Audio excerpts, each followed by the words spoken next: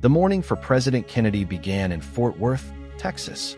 The president and his wife had spent the night in a local hotel, where they were accommodated after a busy day of meetings and speeches. Kennedy's visit to Texas was part of a political tour through the southern states of the U.S., which was of great importance for his upcoming re-election campaign, just a year away. Kennedy was eager to gain support among the population in regions where his political standing was weak. A key factor in his appearances was his personal charisma.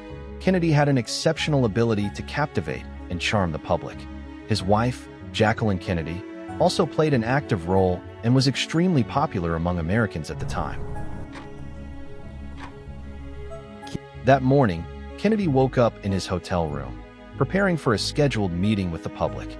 He received a brief security and political update about the situation in Texas. He was reminded that political tensions had risen in the state and that some local leaders were strongly opposed to him.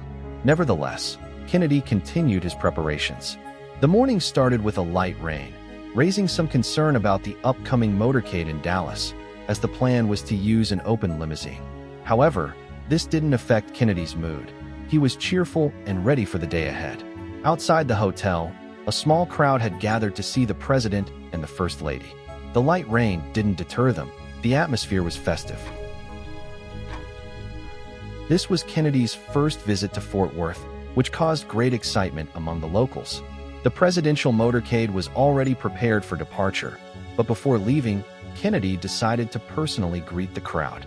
He stepped out of the hotel without an umbrella, a gesture that worked in favor of his image. Kennedy always wanted to appear close to the people. His wife stood beside him, wearing a pink Chanel suit that would later become a tragic symbol. Kennedy delivered a short speech, thanking the city for the warm welcome and expressing optimism about his political goals. He spoke of America's future and the importance of unity. Jacqueline, known for her reserve at political events, appeared warm and engaging that morning. After the meeting, Kennedy returned to the hotel for breakfast and final preparations before his flight to Dallas. He also met with several local leaders to discuss the details of his visit. Everyone had a sense that this day could become a significant step in his political career. Later, Kennedy and Jacqueline headed to Fort Worth Airport. The presidential motorcade arrived, and soon they boarded the plane. Also on board were Vice President Lyndon Johnson and his wife. The flight to Dallas was expected to take only 13 minutes. During the flight, Kennedy joked with his team and discussed the upcoming speech. Yet he was aware of the tensions in Texas. Many conservative communities were critical of his domestic and foreign policies, especially on civil rights and relations with the Soviet Union.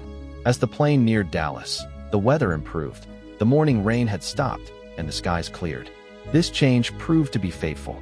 Organizers decided the limousine in Dallas would remain open to allow better contact with the cheering crowds. Upon landing at Love Field Airport, a large group of locals greeted the president. Many held banners and flowers,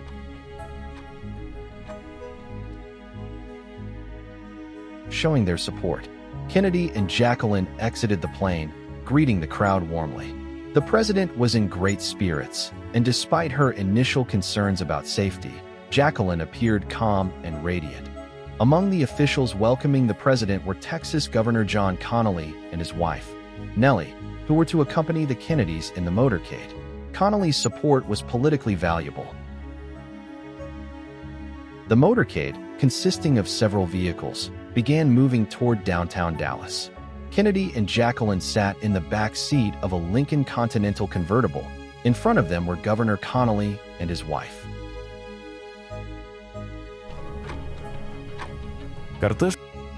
Police motorcycles escorted the procession on both sides, ensuring order and security. Thousands of people lined the streets, eager to see the president. The crowds grew larger as the motorcade advanced. Kennedy smiled broadly, waving to the people, while Jacqueline did the same. The route went through several major streets, including Main Street, a key downtown avenue. The streets were decorated, and police maintained order along the route. Everything seemed to be going perfectly, though anti-Kennedy pamphlets had circulated the day before, and newspapers had printed critical articles that morning. Nothing in the air suggested danger. As the motorcade turned from Houston Street toward Dealey Plaza, the atmosphere remained cheerful. Jacqueline admired the scenery and waved to the crowd.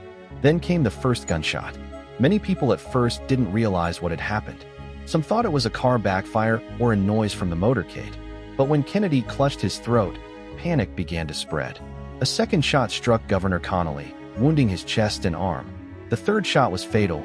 It hit Kennedy in the head. Jacqueline, in shock, tried to hold her husband, then screamed as she saw the blood. Driver William Greer immediately accelerated toward the nearest hospital.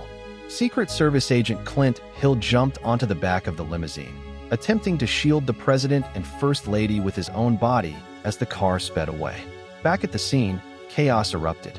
People ducked for cover, trying to understand where the shots had come from. Police quickly began searching for the shooter. At Parkland Hospital, doctors rushed Kennedy into the operating room and attempted resuscitation, but the wounds were too severe. Despite all efforts, the president was pronounced dead. Doctors and officials soon gathered to make a public statement. Dr. Malcolm Perry, one of the attending physicians, stepped forward and announced that the president had died. Meanwhile, police investigating the area discovered a rifle on the 6th floor of the Texas School Book Depository.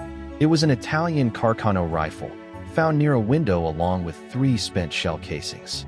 Authorities quickly identified the suspect as Lee Harvey Oswald. Based on eyewitness reports and evidence, police began searching for him. Oswald was later spotted in a nearby neighborhood and fled into a theater, where he shot and killed a police officer before being captured.